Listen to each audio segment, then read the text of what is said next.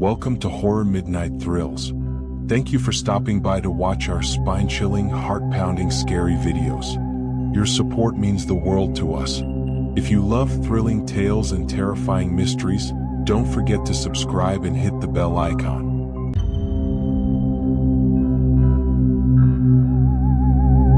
The sun was setting on a warm summer evening as the Anderson family embarked on a weekend adventure in Blackwood Forest. 15-year-old Emily was excited for the trip, eager to explore the untamed beauty of nature. Her parents, Mr. and Mrs. Anderson, had planned this getaway to bond as a family and escape the stresses of their busy lives in the city. The forest was a vast expanse of ancient trees, their branches interwoven to form a dense canopy that cast eerie shadows on the forest floor. The Andersons set up their campsite near a crystal-clear stream, the soothing sound of running water providing a serene backdrop to their activities. As dusk settled in, the family gathered around the campfire, sharing stories and laughter. Emily's eyes sparkled with curiosity as she listened to her parents recount tales of their own childhood adventures. The flames danced, casting flickering light and long shadows that seemed to come alive in the encroaching darkness.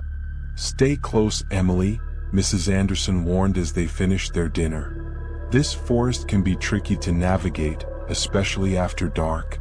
Emily nodded, her excitement undiminished.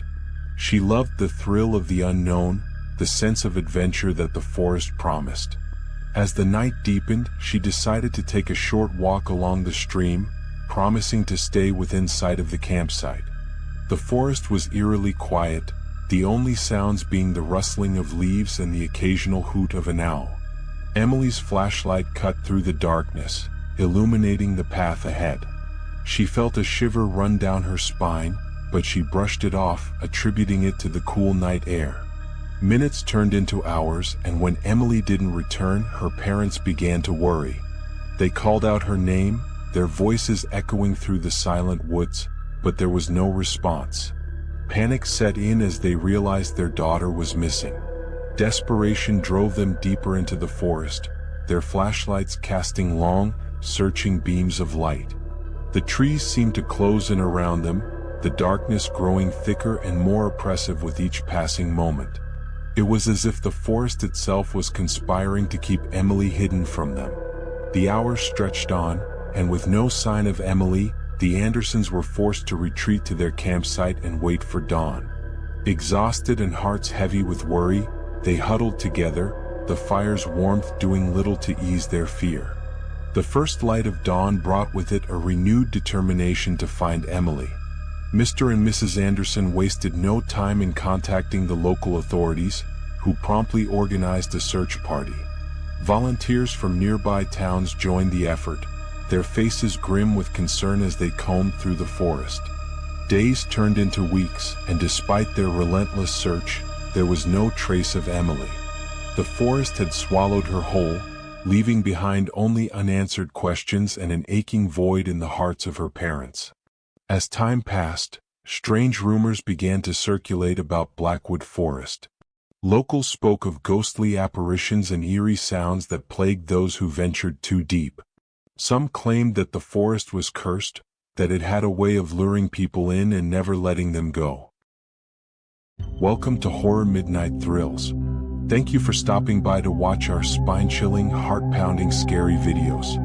Your support means the world to us. If you love thrilling tales and terrifying mysteries, don't forget to subscribe and hit the bell icon.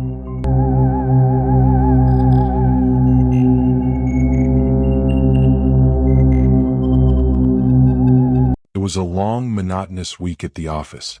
David, the diligent manager, decided it was time for a break. He invited his closest office friends, Emily, Ryan, Jessica, and Mark, for a weekend retreat at his uncle's secluded farmhouse, nestled deep in the heart of Pennsylvania. "It's the perfect getaway," David promised. "No distractions, just us and the peace of nature." Little did they know, this peaceful retreat would turn into their worst nightmare.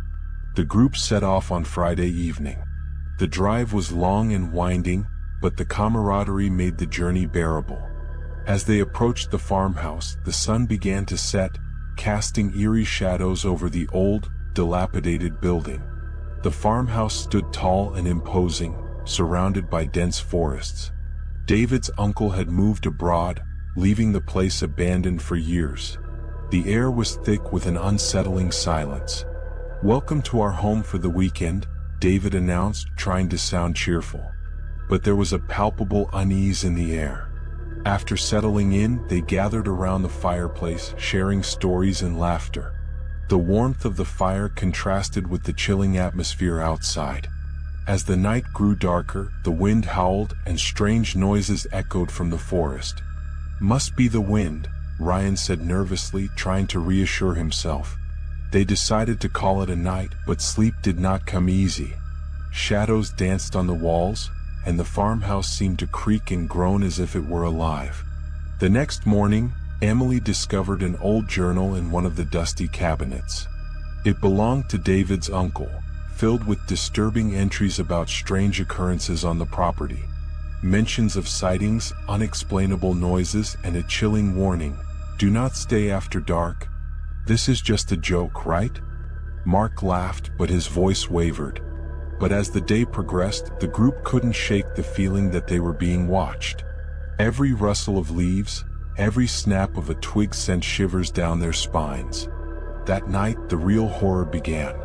Ryan woke up to the sound of footsteps in the hallway. He tiptoed to the door and saw a shadowy figure at the end of the corridor. His heart raced as he followed it, only for it to disappear into thin air.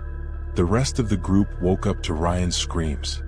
He was frantic, describing the figure he had seen. They decided to stay together for the rest of the night, huddled in the living room, clutching whatever they could find for protection. As dawn broke, David made a startling discovery. The journal had a hidden compartment containing a letter from his uncle. It explained that the farmhouse was built on cursed land. Centuries ago, a terrible massacre had taken place, and the spirits of the victims never left. "They're trapped here," David read aloud, "and they won't let anyone leave." Desperate and terrified, the group decided to leave at first light. But as night fell, the spirits grew restless. The farmhouse shook and ghostly figures appeared, their eyes filled with anger and sorrow. Emily was the first to be taken. She vanished right before their eyes, her screams echoing through the halls. One by one, they were picked off by the vengeful spirits, leaving David alone.